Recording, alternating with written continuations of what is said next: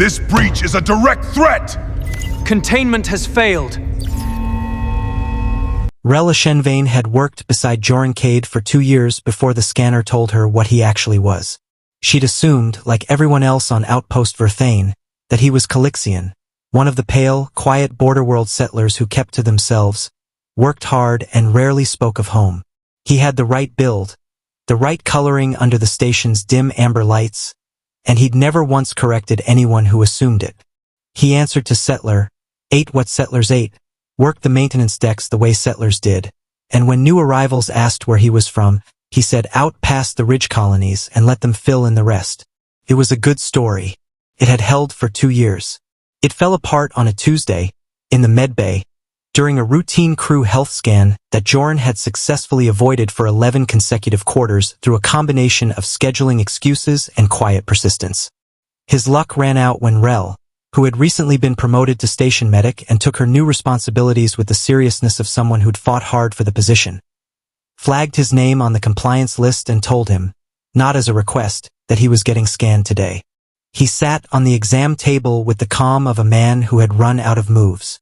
The scanner hummed, cycled, and produced a readout that made Rell go very still. Species classification Homo sapiens. Origin Sol system Terra. She read it twice. Then she looked up at him. You're human. Joren didn't deny it. There wasn't much point at that stage. Yes. You've been human this entire time. That's generally how it works, yeah. Rell set the scanner down slowly, the way someone sets down something that might still be dangerous. Verthane sat inside neutral trade territory, technically open to all species, but humans specifically were a complicated presence out here. Earth's expansion had been recent, aggressive by some accounts, and the border colonies carried old, uneasy stories about first contact conflicts that had never fully resolved. A human quietly embedded in a border outpost for 2 years under a false origin was not a small thing. Why? She said carefully. Would you hide that? Joren was quiet for a moment, the kind of quiet that suggested he'd rehearsed several versions of this answer over 2 years and still hadn't settled on the right one. Because the last outpost I worked at didn't want humans, he said finally. Not because of anything I did. Because of what a Terran expansion fleet unit did to a border settlement 6 years ago. I wasn't part of that. I wasn't anywhere near it. But nobody out here checks the paperwork before they decide what you are. He met her eyes. So I stopped telling people and people stopped asking and it was easier. Rell didn't say anything right away. She was recalculating the way people do when a piece of context reorganizes everything that came before it. The way Joren had always been the first one in the maintenance bay and the last one out, the way he never mentioned family, the way he'd once talked a panic trade envoy down from a boarding party misunderstanding with a calm that had seemed, at the time, like unusual composure for a settler with no formal negotiation training. It seemed like considerably less of a mystery now. That doesn't make it right, she said. But I understand it. I know it doesn't make it right, Joren said. I made my peace with that a while ago. The station's chief administrator did not share Rell's willingness to understand it. Word traveled fast on an outpost with 400 residents and very little to talk about, and by the following morning, half the station knew that the quiet Calixian maintenance tech was, in fact, an undocumented human who had been lying about his identity since the day he arrived. The administrator, a rigid Threll bureaucrat named Kostethmarn, called an emergency review and suggested, not subtly, that Joren be removed from the station pending a full origin audit. It might have ended there, quietly, with Joren packed onto the next outbound transport and Verthane never thinking about him again. It didn't end there because 3 days later, a genuine Terran expansion fleet corvette entered the system uninvited, running dark, weapons hot, chasing what its captain would later claim was a rogue trade dispute. But what was, by any honest reading of the situation, an attempt to pressure Verthane into a resource concession it had spent a year refusing to grant. The corvette didn't fire on the station. It didn't need to.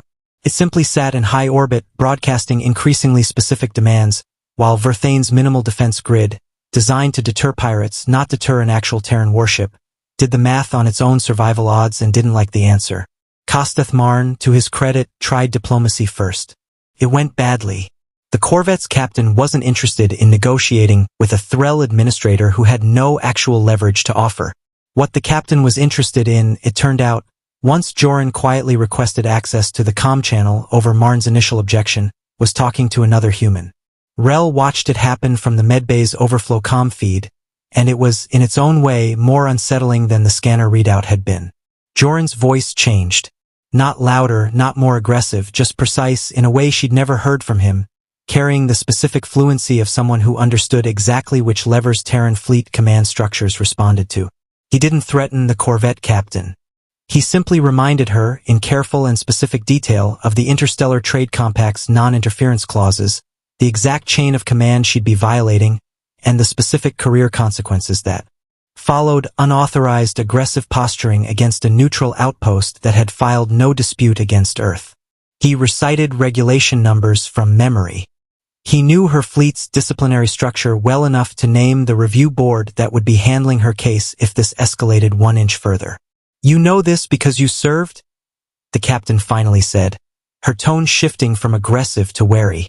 "I know this because I served longer than you have," Joren said. "And because I know exactly how this ends for you if you don't reposition that ship in the next 10 minutes. The corvette repositioned in 6. The comm channel went dark, and the station held its breath for another hour before the sensor grid confirmed the ship had actually left the system. Then, all at once, 400 people who had spent the last 3 days terrified exhaled at the same time. Kosteth Marn found Joren in the maintenance bay afterward, standing at his usual station like nothing had happened, running a diagnostic on a coolant regulator with the same unremarkable focus he always had. "You were fleet," Marn said. "It wasn't a question." 8 years, Joren said. "Left after the border conflict you mentioned. Didn't agree with it. Didn't stay to watch it happen twice." Marn absorbed that for a long moment. "You could have told us. Any of it." "I tried that once," Joren said quietly. "At the last place. It didn't go how you'd hope." Rell, standing in the doorway, had heard enough of it to understand the shape of what he meant without needing the details filled in. Marn didn't apologize outright.